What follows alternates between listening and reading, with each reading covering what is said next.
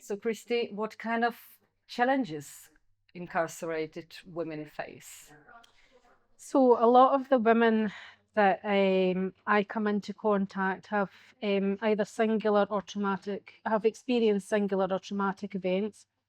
They may lead chaotic lives. They are often the subject of domestic abuse, violent abuse, financial abuse. A lot of the women that come in have maybe had unstable accommodation, and they predominantly have substance use concerns, whether that's alcohol or drugs. Um, so a lot of the women feel guilty about what they've done, um, and they carry their own stigma with them, really. So when we see them, they maybe lack confidence, self-esteem, and value in anything that they do or have power over. And how do you make sure that they feel safe? What kind of protective measures are there in place? So we operate in a trauma-informed environment. So the staff are responsive very much to the needs of the women. They understand that they have maybe suffered complex trauma in the past. And our role is to advocate on their behalf and support them through their journey within custody. So it's really important that the staff build up really positive relationships with the women that they're looking after. So we have primary personal officers and secondary personal officers. So there's always that an individual that the women can go to, can reach out to for support. So our staff are trained in trauma-informed practice, and they understand some of the triggers that they might experience or how they respond to certain triggers. So our staff are really instrumental in ensuring that they feel safe within their environment. With that also comes the environment itself.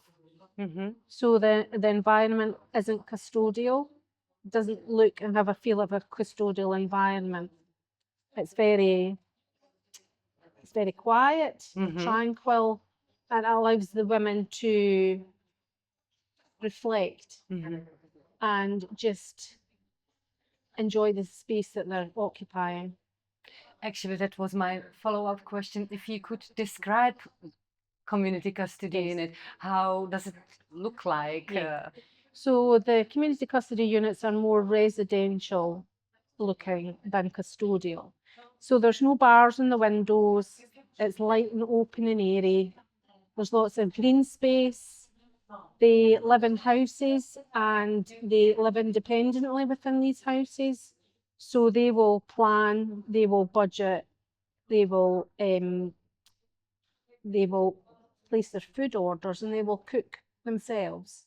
So there's a level of independence that comes with living in the CCU, and they're encouraged to live independently. Because if they do, they're far more likely to go back into their own homes and succeed if they have fundamental skills that enables them to live independently.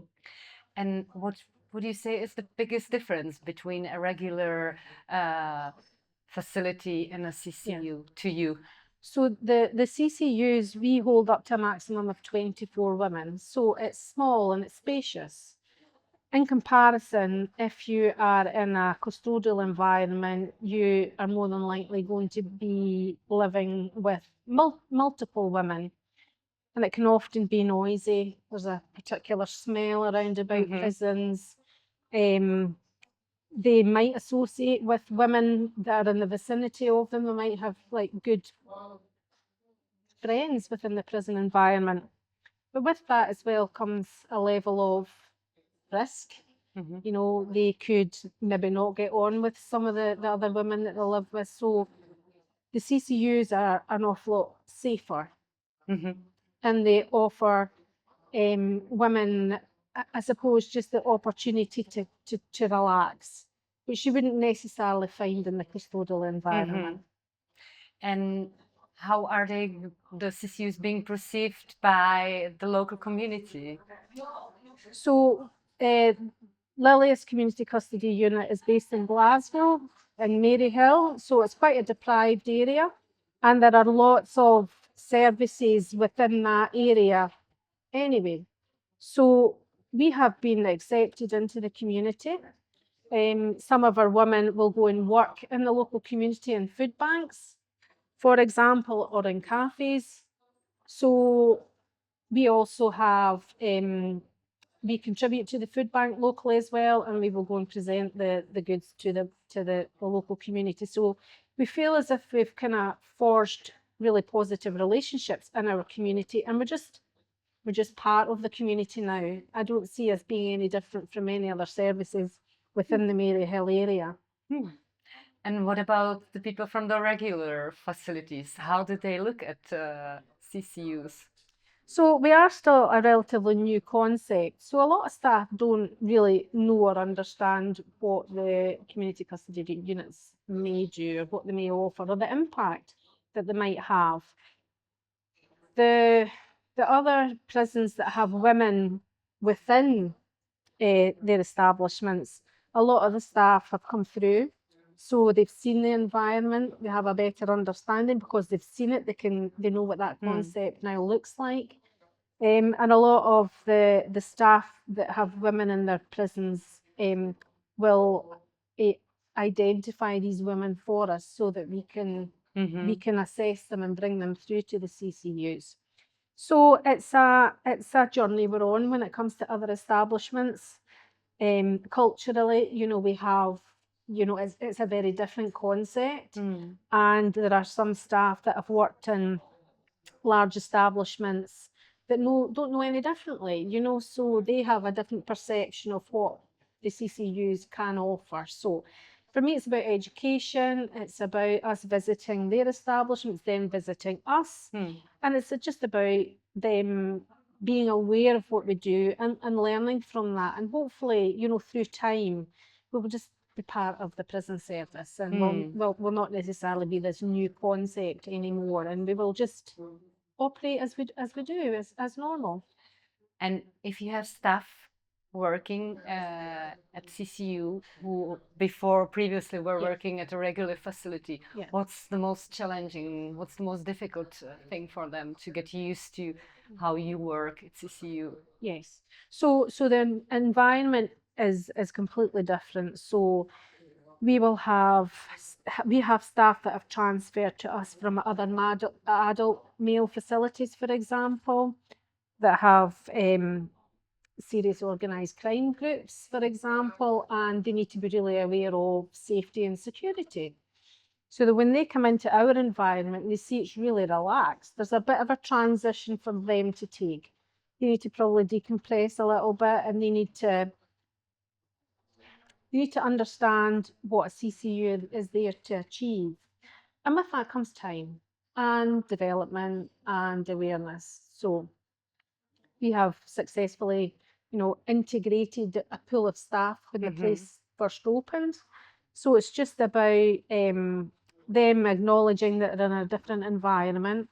It's about them being equipped with the skills to work in that environment, and hopefully, through time, they develop into that multifaceted role that is expected of a CCU officer. And what would you say are the key skills that you really require or need from your staff in CCU? So the staff need to be able to talk to the women, they need to be able to build and maintain positive relationships with them. They may need to advocate on their behalf, so they need to be really empathic, they need to listen, and they need to care.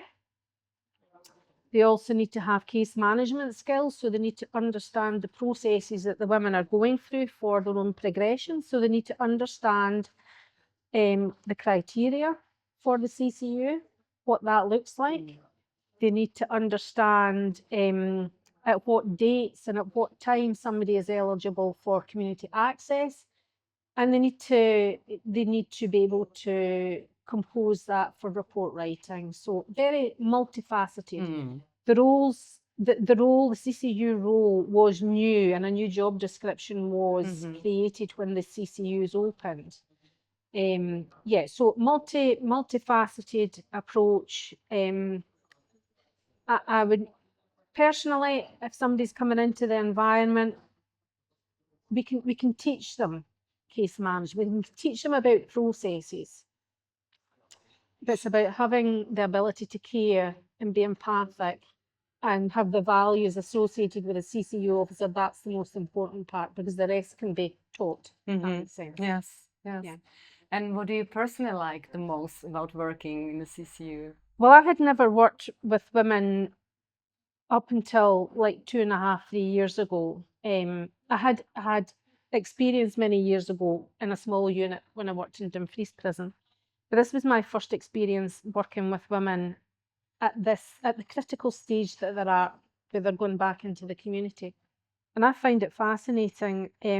I just think I have seen women grow. I have seen women come into their own, be confident, building their self-esteem to the point where they actually start to love themselves a little bit more. And that's been really a lovely thing to see how somebody can flourish given the right circumstances and given the right environment. And that is really nice and very rewarding. So that's what I like about my role. Great, thank you. Is that That's all right? it.